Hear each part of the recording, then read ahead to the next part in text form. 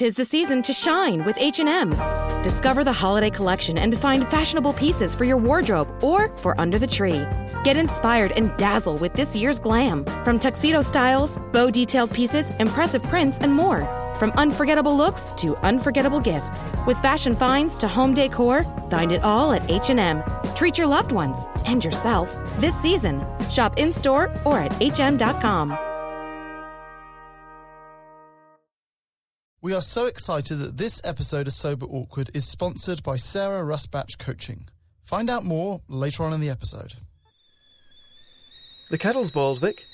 Great. Perfect timing. Just a dash of milk for me, please, mate. Here you go. Shall we get started then?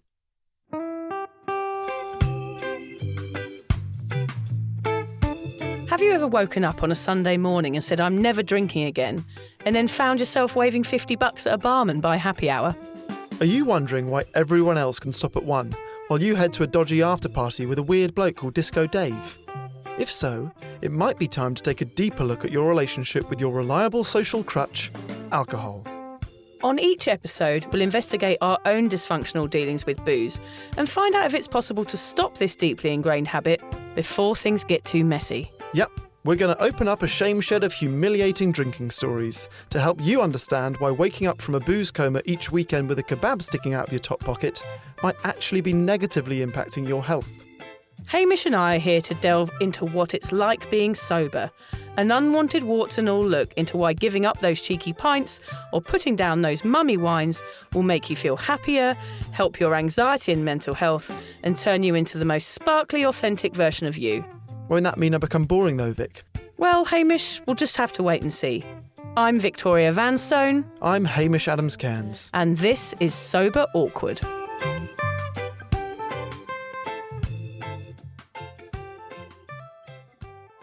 So it's not that we are avoiding each other, Vic, but I have just got back from Bali and now you're going. I am actually avoiding you. Oh, sorry. Yes. Have you noticed that whenever I say I'm going to meet you somewhere, I don't show up? And Well, then you go to the right place just 2 weeks later. Yeah. Yeah. You're very late. It's always my life plan to avoid you as much as I can. Yeah, we just meet for like 45 minutes a week, get these out of the way, the worst part of both of our week, and then we just avoid each other till the following Monday. Although we did have dinner together last night, didn't we? Yeah, that was a mistake. You invited me Yeah. for dinner and your Yes. plan to avoid me. Damn it. Were you hoping I was going to say no? No, I just thought I have to wheel you out occasionally in front of people just to go, look, this is Hamish, this is who I do the podcast with, just in case anyone's interested. And then afterwards they say, can you not invite him again, please? He was a loser. What a weirdo. But yeah, we were talking about hotels this episode. We've spoken about sober holidays and the weird drinking culture around airports and aeroplanes, but we haven't until now taken a closer look at hotels specifically. The idea of writing this episode came to me as we were booking our recent trip to Bali. So like I said, Liz gets the free hotel, so we were Googling lots of them to see where we wanted to stay. And when you Google a hotel, what comes up is like a slideshow of photographs selling the hotel. And what I noticed is that every slideshow had at least one photo of a cocktail or a drink by the swimming pool. Like, there was always alcohol in the slideshow early on, in the first 2 or 3 photos. It's funny how we notice that now, isn't it? Yeah, we're very tuned in now. Very tuned in, Yeah. I think it's fairly safe to say that drinking and holidays go hand in hand. Without the stress or schedule of work, that fuck it button becomes hard to resist. And as we grow into the holiday, the first beer of the day comes earlier and earlier. Especially if you're on a girls' weekend or a lad's birthday or a wedding or a boozy work function. They all add to the relentless booze marathon. Hotels are not idiots. That should pretty much confirm our sponsorship deal. Yeah. I'm saying it on record. Hotels and their owners. Oh, we'll sponsor them. They've said we're not sound idiots. like they're on brand. And I can do this for money. Hotels and their owners are not idiots. Okay? Excellent. So they know that we like to drink a lot on holiday and they capitalise on it. Of course. Over the course of this episode, we're going to cover the lot, from hotel websites to bedroom minibars. From swim-up bars to cocktail menus. By the end of the episode, we hope to take you back to that feeling of being hungover on a Sunday in a foreign airport with a long flight ahead of you and a screaming child kicking the shit out of the back of your seat. I need to tell you about a guy in the queue behind me at the airport on the way home. Yeah. Okay. Aussie guy with his girlfriend. He was getting whiter and whiter, like noticeably whiter, as we sort of spent longer in the queue. Anger. It was getting white with anger. Sickness, it turns sickness, out. right. He then sprinted out of the queue, like pushing children out of the way, Right. and he threw up in a bin, Oh. in a bin in front of everyone in the quew in the airport. And his girlfriend sort of going, he gets a bit nervous about flying. And then she really? goes, we've also been drunk for 7 days. And then She he said came back. that, She didn't said she? that. That's And then he hilarious. came back and he stripped. So he was topless. Yeah. And then in just like shorts and flip flops in the queue because he was overheating. When you throw up, you overheat. I just feel horrible. So he was just white and partly naked in a queue of an airport, having thrown up in front of everyone there. Oh God, that's a good reminder for It you. was- Were you I like, was so smug. glad. Yeah, I was so glad I don't smug. drink. Oh, that's so funny. But we hope that by walking you down memory lane and sharing some of our own experiences, we might help you say no to the booze in hotels, holidays, and everywhere else in your life. All right, Hame. It says here that you want to start with a game. You know I love a game. What is it? Monopoly? Warhammer? Tetris? It's not a drinking game, is it? I did think about it, but then maybe with coconut water or orange juice. Yeah, it wouldn't be a very funny No, drinking that's game. not really the time or place. No. I want you to take your phone out or your laptop, get Yeah. that open. You can Okay, I've do got this. it, yeah. Do this as you're listening as well. And I want you to Google the first hotel that pops into your head. Oh, because you were talking about Centre Parks, I'm Yeah. thinking Butlins. That's a classic Okay. English hotel holiday. So I want you to Google that, and whilst you do it, I'll talk you through why. So the planning of a holiday, for me, is the most fun part of the whole trip. I love it. I love the packing, I love the daydreaming and the chatter about the fun we're going to have and the build-up. I love getting to the airport, and I love, then obviously the holiday happens after that. Well, if you're a bit odd like me and love the planning, once the flight has been booked, you might start thinking about where you're going to stay. You'll hop on Google, like you're doing now, Vic, or you're doing at home, and if you're sober and you're Googling hotels, this is where it can get a bit problematic. As I said, every hotel we looked up had booze on the landing page. So the first one that popped into my hand, I thought I'll Google something. I thought the Ritz, that's like the best hotel in the world. I Googled the Ritz and booze comes up 3 times on the homepage, 3 different photos. To be fair, I then Googled the best hotel I know, which I think is the Burj Al Arab in Dubai. I think that's like a 7-star hotel. Oh, yes, the one with the fish tanks. Yes, Yeah. the one that looks like a sail. No booze. I thought, UAE, very different story there. So no yes. booze in the whole thing. So if you're Googling now one in the UAE, probably there'll be no booze. So, Vic, you've gone for Butlins. Which Butlins are we in here? It's Butlins Big Weekenders, exclusively for adults. That weekender feeling, it says. Yeah, that screams Yeah, booze. so actually all it is a picture of a burger with a pint of beer next to it. Okay, So and- it's the first picture that's come up. And then what was that second picture? That was like someone, That looked women like partying, it looked looking like like off their heads on drink and drugs. So let's have a nightclub? Is Butlins Yeah, got a look, nightclub? it says it's got like a... Look, it says DJ Spoonie presents the House of Garage. Fatboy Slim presents All Back to Minehead. Festival of the 60s, Oktoberfest. So these are all the weekenders which are all based around booze. Ibiza, Call It Dance, We Love the 70s. So it's every picture is people drinking and people raving. Okay, this is the first time I've ever Googled a hotel that has more photos of people raving than the rooms. Yeah, There's actually not a single photo of there's the actually room. not any photos of the rooms. We're so ingrained to think that going on a holiday is about drinking that hotels jump on the opportunity. Vic, you love telling me how tiny my brain is. Well, hotels know that too. I'm a daydreamer, so they plant the idea of myself drinking this fancy-looking cocktail with condensation on the side while sitting in a pool at sunset, and I bloody fall for it and book the hotel every time. Yes, there's something to be said about those cold beers on a hotel website, just like that Butlins one. Once you arrive at a hotel, you often get sat down in the reception. Your bags might be taken away, and it always seems to take slightly too long for you to check in. You are sitting with your hands free with nothing to do. With the stress of travel still slowly subsiding, this is another opportunity for your hotel. You're like a sitting duck. Can we talk about that for a second, checking into a hotel? So you get there and they say, can we have your ID or your passport?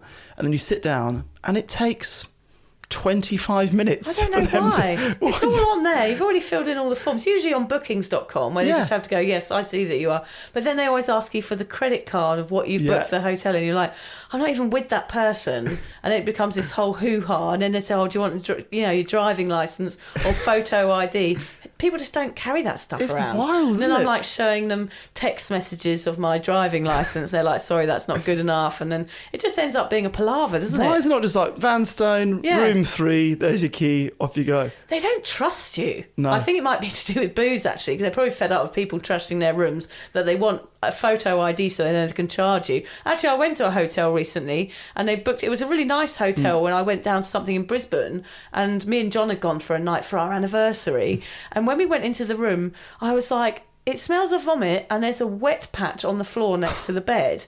And I went to the cleaner and said, we're not going to sleep in that room because someone's been sick on the floor and it smells of vomit. And she actually walked in and went, oh yeah, you're right, and moved rooms. But I was like, you're not going to try and get away with that of us sleeping. I was on the case straight away. I was like, I'm not sleeping in a room with vomit next to the bed. Wow, in a posh hotel. So that's why they ask for ID, because they often probably have to charge people extra because they puke on the carpets and things. Yeah. Hamish and I are so excited that Sober Awkward is being proudly supported by Sarah Rusbatch Coaching. Sarah has supported thousands of women across the globe to completely change their relationship with alcohol. Sarah's upcoming challenge will provide you with incredible resources, tools, information, education, and connection over the 31 days of July. When we ask Sarah why her challenges are so successful and get such good results, she always tells us it's because of the connection and support in the group. That support and accountability is what makes this course stand out from the rest. You'll make lifelong friends who will be there to cheer you on. Sarah's July alcohol-free challenge is our top recommendation for those of you wanting to take a break from booze. To ensure you don't miss out on Sarah's July challenge, head to her website, sarahrusbatch.com. Hurry up, it starts on the 1st of July and spots are filling up fast. Change your relationship with alcohol today with Sarah Rusbatch Coaching. Well, this is my other theory, is that actually when they've got you in the reception, you are sitting duck. Yeah. So, allow me to introduce you to the welcome drink. Oh, yes. Okay, so now in fairness, although I'm sure lots of hotels do offer an alcoholic refreshment at this stage, I was not offered one during our recent trip to Bali. I was offered something far better. You remember when we did our freebies episode, we talked about what would be like the greatest freebie to be given in this exact situation? Because really, alcohol is what we get given the most. And it's a good freebie. Like, that's why they do it. They go, oh, everyone likes alcohol. When you're a drinker, you appreciate it when it's free, when you're a drinker. And I was like, I don't know what the answer is. Well, the hotel we stayed at in Bali has the answer. Cold towels. Lovely. And then they had 2 different flavoured waters, which I really appreciated. Yes. But mainly the cold towel. Oh, yeah. Because airports and flying is quite a sweaty and stressful situation. A cold towel on the face. Oh, yes. Really nice. My favourite thing on arrival would be like a flower lei. You know, those lovely... say welcome to like the traditional welcome. A nice lei from a local. Yeah, a good lei from a local any day. But have you ever been greeted at a hotel with booze? Even now or before? Yeah, many times. Yeah. I mean, I didn't really stay in a lot of posh hotels or places where you offered a welcome drink, but when I went down with Lucy to Brisbane, we were offered a drink, and we had that situation where we walked into the bedroom and it was just this bar. So that was kind of our welcome to the room, was just a bar with all the drinks set out in front of us. Tiny bottles. It's so weird. Always. It's like mini-me version of a bar, isn't it? In Thailand, when we went this time, we are welcomed into the reggae bar wherever we went. They were like, come down to the reggae bar and have your welcome drink. And for me, there was a real change in this visit when I went away, because I used to be a great customer, Hamish. The reggae bar men were like, Vic's coming, we better stock up. Yeah. But this time, I had a sort of sense of guilt because I have become a shit customer in a bar. I am like the worst customer. Do you bring your own tea bags and just ask for a glass of hot water? Seriously, I would. John has a soda water, and I might have maybe a pineapple juice. Yeah. And then we sit with that for an hour. And the kids only have like a lemonade, and we are just rubbish customers. Yeah. And I just sat there feeling guilty the whole time. And I didn't enjoy going to reggae bars, which was where I used to hang out when I was a traveller. So that was sad. Do the waiters panic and keep coming back and go, can we get you anything else? No. You've been here for an hour and a half. Yeah. Anything else we can get you? Anything. They just wanted us gone, I Of course think. they did, yeah. And also I felt like I wasn't supporting the locals. You want to go to these places when you're on holiday and spend some money in the local reggae bar, but we couldn't drink enough lemonade. It just wasn't going to work.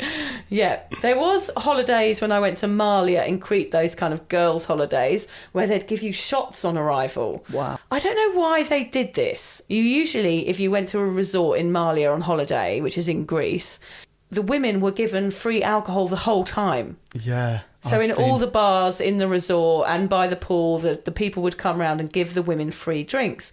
Now, I don't know whether this is quite...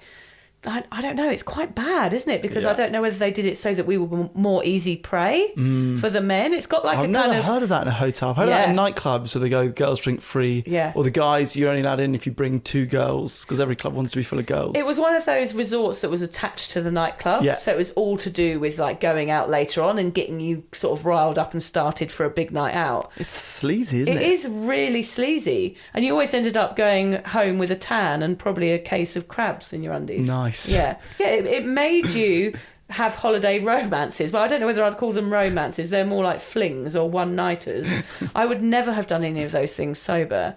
But of course, if you're having a shot on arrival and all your friends are doing shots, it's kind of that peer pressure thing, plus that holiday feeling, plus you don't want to offend the hotel that are giving you a drink for free. It's like a big combination of everything you can't say no to. Dangerous. I bet the hotel cleaners do not appreciate free shots on arrivals. No, the poor hotel cleaners. Grim. Yeah. What about you, Hamish? So I can think of quite a few, not so much at the reception when waiting to be checked in, but in lots of other situations. So we've stayed in hotels to celebrate anniversaries, or we stayed in a hotel the night that Liz and I were meant to get married, had our wedding in Bali gone ahead.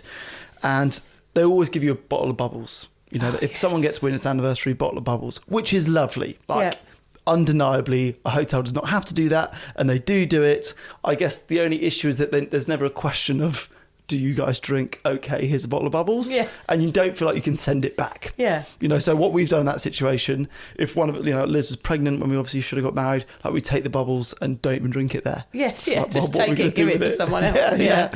So they had that come up quite a lot. So they were there trying to be kind.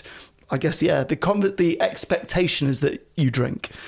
Then, we had a couple of times we've stayed in hotels where you get free booze during certain periods of the day. Yes, it's like a You've happy heard hour. about this, yeah. So in Japan, the first place we stayed at was free booze between 5 and 7 p.m. And you didn't even need to go to the hotel bar. They would deliver it to your room. Right. So we were there the same time as one of my best mates was there on his honeymoon. So he said, meet us at 5 o'clock in our room. It was unlimited booze. You pick up the phone and call reception, go, another bottle of this, more beers. They bring them up. So we drank there from 5 to 7, then had our night out for cheap night out, which is wild. So they're just hoping that you're going to get pissed and just spend more money on dinner and more money on booze in the bar later on and all of those Probably. things. So they're just hoping that it's going to make you a bit kinder to them and not so kind to your wallet. Probably. And we had the same thing in Bali when everyone was invited. This was the last time we went.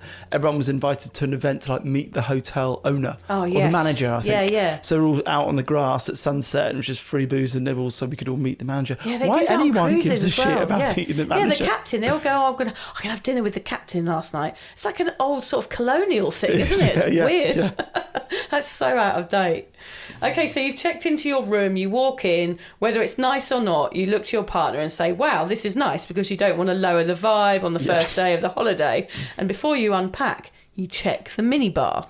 Travel days are stressful, right? Arriving into the hotel room and crashing on the bed feels like the holiday's finally getting started.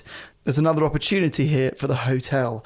Just 3 steps away from that bed is an entire minibar full of a variety of miniature chilled alcoholic beverages that are ready to drink. Who could resist? God, minibars, it's a very odd concept, Isn't really. it wild? It's kind of preying on you a little bit, isn't it? Yeah. It's preying on you, having gone out for dinner and getting back there and going, all right, what should we have now?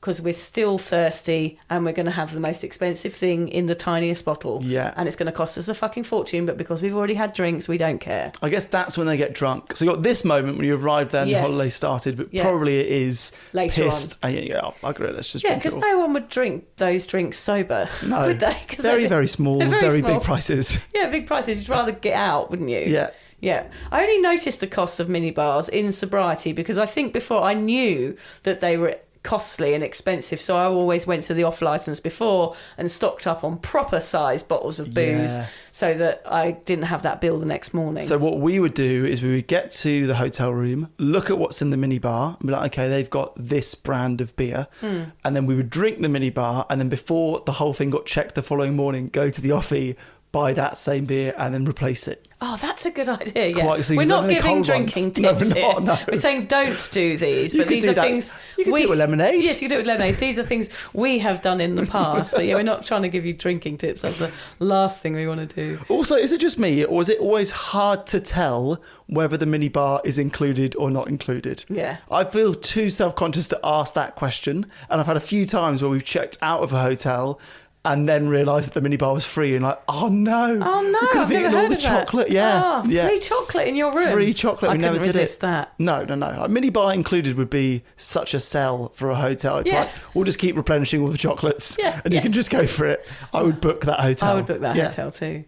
I really stayed actually in hotels with minibars. I was a backpacker, remember. I was lucky if the room had a bed or electricity, or in fact a hole in the ground that I dug with a spade.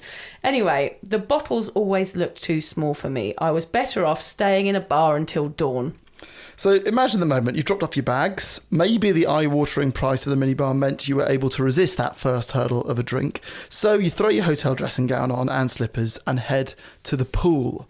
Now, it's only until quite recently, obviously, that I've been able to get out of the mindset that the holiday doesn't begin until you're having a drink by the hotel pool. Yeah. Like, that is sigh of relief. Holiday started, and very difficult to recalibrate your brain out of that. Yes, as a sober person, because you have all these associations with what a holiday is. So therefore you think that sitting by a pool with a cocktail is the start of your holiday, and to rewire your brain into thinking differently is very, very hard at the beginning. Yeah, and I think hotels know this and they capitalise. Again, hotels, not idiots, remember. So a lot of the hotels we seem to stay at, these fancy ones, would have a swim-up bar, which is Yep. maybe my favourite thing about any sort. Like, being able to sit on a stool in a pool will never get old for me. And do they irrelevant serve of the what you're drinks drinking. in glass or plastic? Oh, plastic. It is in plastic. Okay, well, that Plastic. would worry me. But Otherwise. swim-up bars are just a gimmick that I will never get over. No, Even it's if you're just- not drinking yeah, alcohol, yeah. they're good fun. It's almost like a glass wall in a pool. That's something I'm like, oh, God, Yeah. that must be a posh hotel. It's got a glass wall.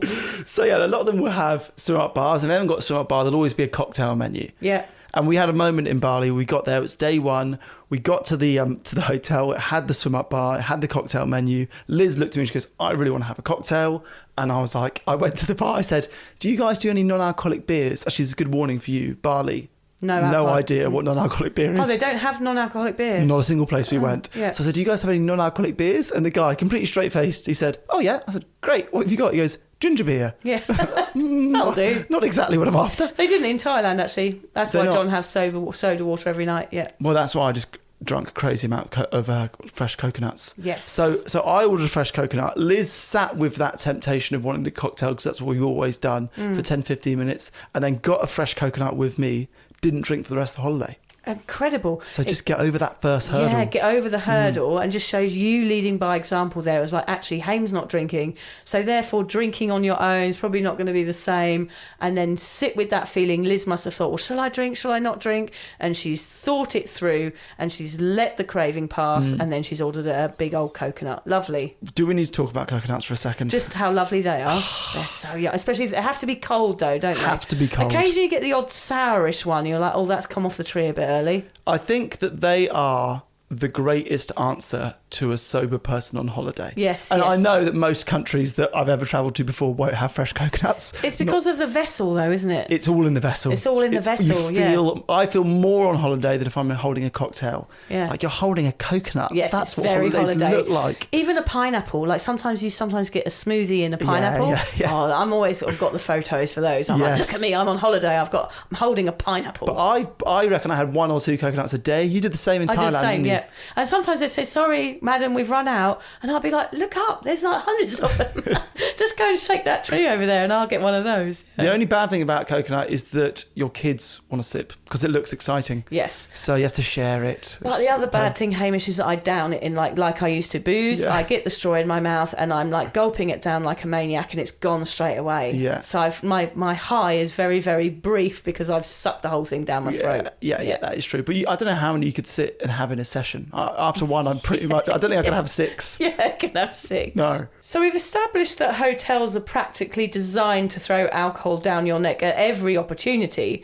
Our association of relaxing with alcohol equals huge profits for them. But how can we enjoy a holiday whilst ignoring these temptations? You mean other than drinking coconuts and holidaying countries where alcohol's practically impossible to find? Yep. Okay, so to be fair, this is a tricky one. We've become so ingrained that holidays equals hotels equals drinks. We actually started looking at the idea of staying in a yoga retreat style hotel. Okay, yeah. That was one of the freebies we could get. So they had classes, they had healthy food, and there was no alcohol at all at the hotel. So that was quite a good way if you want to still stay in a hotel but have no temptation, it's not even on the menu, that could work for you. Or you could go on one of those sober retreats. I know a lot of women do that. Yeah. They go away for a sober holiday, and there's loads of companies that run them, and you can just have a week of doing yoga and all those things like you talk about, healthy food and meeting like-minded people. Perfect thing to do as your first sober holiday. Yeah. We actually felt a bit guilty about the idea of staying somewhere like that because we were going to bring a 10-month-old into an environment that was fairly zen. And he likes screaming and throwing food at breakfast. And we were like, we would have felt so on edge that he was ruining everyone else's day. Yeah, the hipsters wouldn't be happy with that. Yeah, we just got really judging looks by yogis. So we didn't end up doing that one. But that is an option that you could do. Yeah, that is a good idea, I think, going somewhere where they don't have alcohol. Even in India, they don't really drink alcohol, or one of those Arab Emirates countries, like which... Dubai, Abu Dhabi. Yeah, some of those countries, they don't drink alcohol, so that can actually be a really good idea. I found that calling ahead to a hotel, now this is a really good tip. If you are sober, it might be a good idea to book a hotel and then phone in advance. And actually, they will remove the minibar for you. If it's triggery, like get on top of it and think, well, what's going to make me trigger on this holiday, and what can I do about it in advance? You can even ask for that welcome drink to be replaced and say, look, I don't drink, I don't want any alcohol around me, and when I arrive, I would like that to be respected. And I think now, because people don't drink as much as they used to, and people are more used to being around non-drinkers, I think that would be something that would be okay.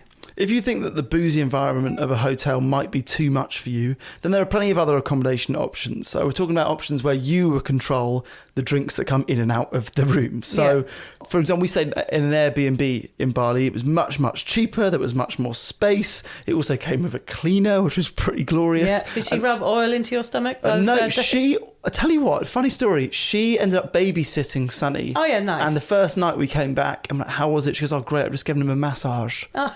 So she had like baby massage oil. And he was sitting, oh my God, they're that's amazing. So sweet with babies over there, aren't they? Sonny was like Harry Styles in Bali. There's something about him being blonde and blue-eyed that they could not get enough of him. Every time we went to a restaurant, the waitress would come like, can I pick him up? And she would take him for a walk. He would go meet the chef. He'd go into the kitchen. One morning we had this buffet breakfast at the hotel, and Liz was in bed. I took Sonny up. I turned around to get cereal. I came back, there were 5 women and 2 men at my table. One of the women was FaceTiming her child to introduce the child to Sonny. They all asked me if they could take photos of him. Yeah. Amazing. Like a superstar. Yeah, he was a superstar. Oh, bless him. Other options that we've talked about on the podcast, obviously camping. I've always been keen on the idea of doing a house swap. You know, if a hotel's too I'd love much, to do a house swap. House swap. Yeah, it's a good idea. Good way to make You money. always have to feel as if the place you're staying at is slightly nicer than your own. Yes. Otherwise, like, oh damn, we're staying in a shitty place. But sometimes they would like your house more than theirs anyway, so it always works out. Okay, yeah, as long as everyone feels like they're a winner. I haven't been brave enough to join a house swap website, but I quite like the idea. Yeah, it's a great idea. House swap and B&Bs, there's so many options out there, aren't there? Yeah, absolutely. At the end of the day, what is really required is a total change of mindset when you go to hotels and accommodation. You will find yourself doing this a lot during the early days of your sobriety. For too long, we've associated holidays and relaxation with an alcoholic drink in hand. Sadly, our society is in no rush to change this perception. There's too much money to be made from exploiting it. So it's up to you to do the work. Remind yourself why it is that you are really going on holiday. So we're going to list a few in case you've forgotten why you go on holiday. We're here to remind you. We're here to tell you off. Well, I want to start with a left field one, which I never would have thought of until I became a parent. And I feel as if the parents listening will be nodding along with this one, which is why staying in hotels specifically is so nice, is that you don't have to make the bed. You don't have to cook. You don't have to do the dishes or clean the floors or empty the bins or do any hoovering. And that, no matter where you're staying, feels like a holiday now. Absolutely. That is so true. And even I don't like going to self-catering anymore because I like going out for dinner because I don't want to wash up afterwards on holiday. Like, I do all the chores here all the time. My life is just basically chores. And a holiday for me is not doing chores anymore. Well, that's what my mum used to say about Centre Parks. We all loved it. She was like, I'm still cooking, I'm still cleaning. Yeah, it's not fair, those sort of holidays on mums, are they? A slightly more obvious reason to spend time away from work with those we love is to create wonderful memories together. I mean, that's what holidays are all about, aren't they, Hame? Of course. To travel the world with them and explore different cuisines and cultures. I mean, that is what the epitome of a holiday is. That's what I felt this time round. That was the first time that I've enjoyed looking at new countries through the eyes of our child. Yes. I know he doesn't know what's going on, he's too young. But I guess you usually spend all your time travelling and exploring and it's fun for you. And then you do it with your kids, you'll have this more than me.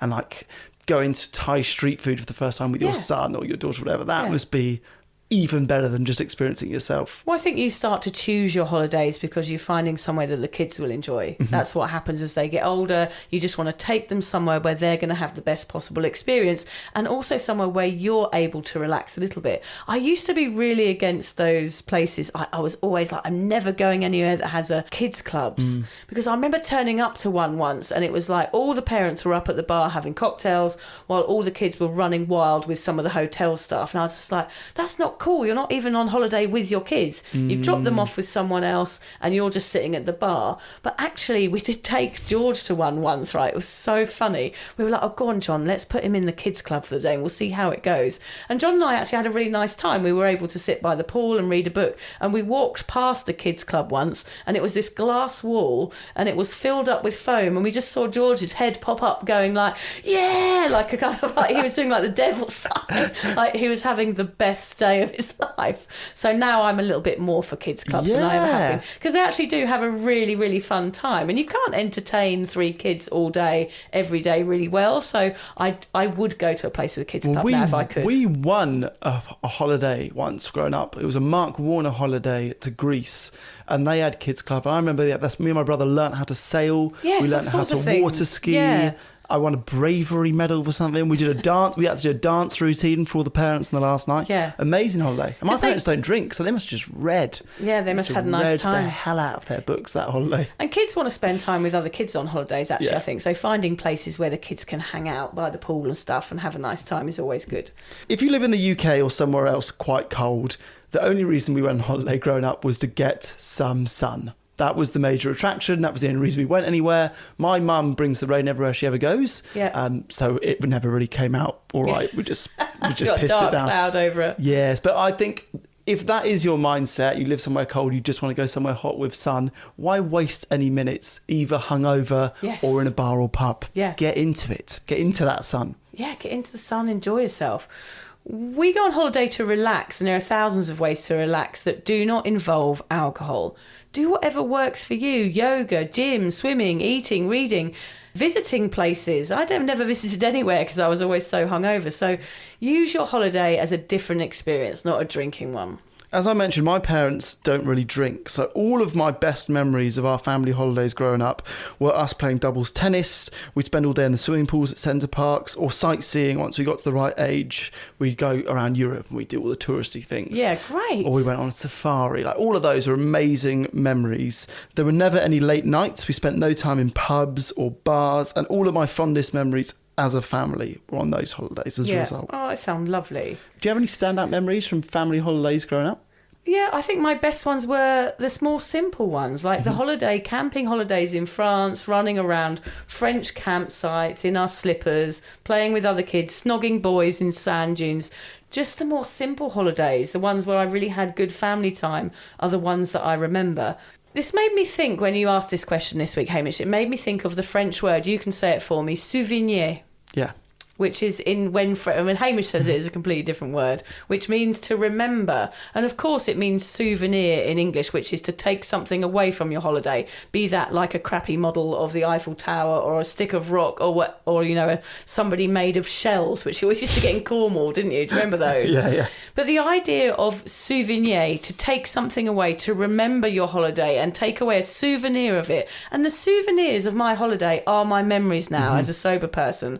The thing is isn't a big blackout, a big mess, a chaotic rush to the bar for happy hour. It's nothing to do with that. My holidays are about making memories with my children, and that is a wonderful thing. And the more simple, the better. The more basic the accommodation, the more beach action, and the more time during the day, the better for me. It's about enjoying the days and going to bed early with my family at night. It's not about the nights, the holidays for me anymore. We might go out for dinner or something, but it's about filling those days with memories. It's interesting, the irony in that. I guess if you ask 10 people why we go on a holiday, they would say to relax, to experience a new culture. And I guess a lot of people would say memories, make memories. Yep. The irony being that most people drink on holiday. We know that drinking wipes memories. Yes. So you come back with very few memories. Yep. I remember very little of our travels when I was 18, 19 or backpacking. Not a lot. Not a lot. A lot of it was to do with boozing. And it is a shame. Yeah, now we're making memories. It's good. We hope that this episode has helped you get excited for your next holiday, be it to Bognor, Barcelona or Beverly Hills. Even just talking about these gets me hyped up enough to want to scope out an online holiday deal. Oh, that's my favourite thing, Hamish. Going and sitting on bookings.com. Even if I'm never going to go to any of the places, I love looking at hotels. I can't resist. I get emails with deals and I've got all our holidays booked. I'm not looking to go anywhere, but I can't help but clicking it. Oh, okay. It's including like flights, all inclusive. Yeah. We sort of torture ourselves a bit. Yeah. But it's always a good plan, isn't it, to have enough money one day to be able to do all these amazing things. What I like to do is always have the next holiday booked, even if it's like a year away. Yeah, so you've got something to look forward to. It makes the current holiday ending not quite as painful. Yeah, I know what you mean. Yeah. Holidays, hotels and everything that goes with it does not have to be a speed bump in your recovery. Prepare yourself for the fact that alcohol might be around. Call ahead if you can and start changing your mindset about why we really go on holiday. Should we end with a quote, Vic? Of course, Hamish. It's tradition, isn't it? A vacation is what you take when you can no longer take what you've been taking. I included that one. I wanted you to read it because I it's did the it quite sort of, well, actually, didn't I? It's the sort of bullshit wishy-washy one that you turn your nose up to. I takey, take. You delivered it with a straight face. I did do quite well. I was thinking, oh God, I know. As soon as I saw it, my eyes flicked over it. I thought he's put that in there on purpose. Okay, then Robert Orban, he says, a vacation is having nothing to do and all day to do it in. It's quite good, that. Nothing to do. They're all a bit like that, aren't they? There's a brilliant Instagram page that I followed yesterday, which was sad quotes. Actually, I'm going to find one now. Sad quote. Okay, you research it and I'll read the last quote that I've got here, which is, holidays with young kids isn't about the holiday, because let's face it, it's beyond exhausting. It's about making memories.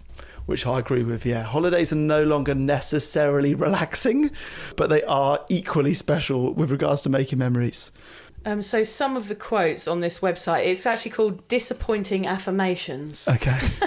They're all sort of set in sort of lovely backgrounds with really nice writing. You think it's going to be some inspirational quote, but it says, the only person you can truly rely on is you. What a fucking nightmare. And then it's, everything is going to be okay. Eventually you'll be dead and won't have to deal with any of this shit. Do something nice for someone today. Leave them alone. Life is hard enough without your bullshit. It goes on and on. There's millions of them. Do we need to start doing, I include uplifting quotes every episode and then you do a really depressing one? Okay, I think that would be really good. It's a new tradition. Why do something right away when you can sit and wait until it gives you a panic attack? I think we can do one of these every week, Hamish. This is good. Yeah. All right, good. Disappointing Affirmations. Follow it on Instagram. It's pretty funny. Thanks for listening, everybody. If you're questioning your relationship with booze, you're struggling to moderate, or your hangovers are causing anxiety, it might be time to reach out for some support. Yeah, just talk to a mate about how you're feeling, contact a local doctor, find an AA or sobriety group. Vic's got one. Yeah, just head to www.cuppa.community. Remember, if you're questioning yourself, it might be time to seek support. Even though this journey can be awkward, it is definitely worth it. And if you've enjoyed the Sober Awkward podcast, don't forget to review it, rate it, and share it with your mates. Do they have to share it with their mates? Yeah, of course they do. I'm not doing this for nothing, Hamish. Bloody hell. How do they share it?